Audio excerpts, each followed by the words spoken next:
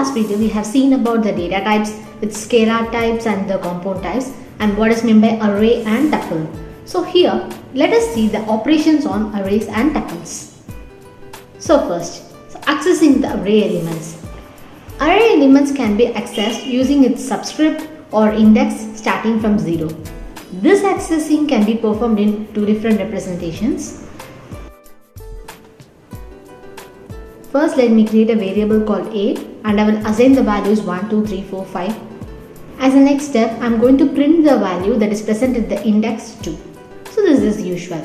The next step is I am going to create a variable called b and its type i32 and the number of elements as 5. Then I am going to declare the values like 11, 12, 13, 14 and 15. As a next step, let me print that statement. So till now we have dealt with the numbers. In the similar way, the strings are also accessed with the subscript. I will create a variable called days and I will assign the weeks of the days, that is Sunday, Monday till Saturday. Then print the index 4 and the output will be displayed.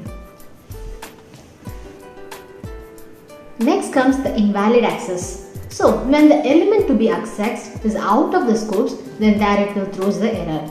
For example, in the variable a, if I want to print the element that is present at the 10th position, then that obviously throws the error because there are only 5 elements. So from the index 0 to 4 is only available. The index which is 10 is not available. So if you try to print that, it obviously throws the error. Okay, next operation.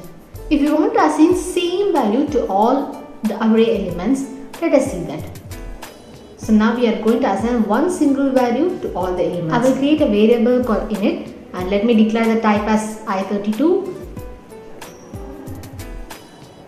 and I am limiting the number of elements as 100. So equal to 1 semicolon 100. This means 1 is the value that I am going to assign to all the 100 variables. So okay, let me print the element that is present in the 98th position. If I print as init of 98, then the value 1 will be printed.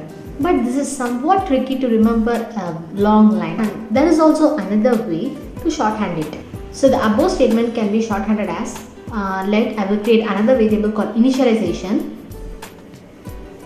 So I am going to assign the value 10 to all the 500 elements. So if I print the element that is present in the 400 position or second position, whatever it may be, the element 10 will be printed.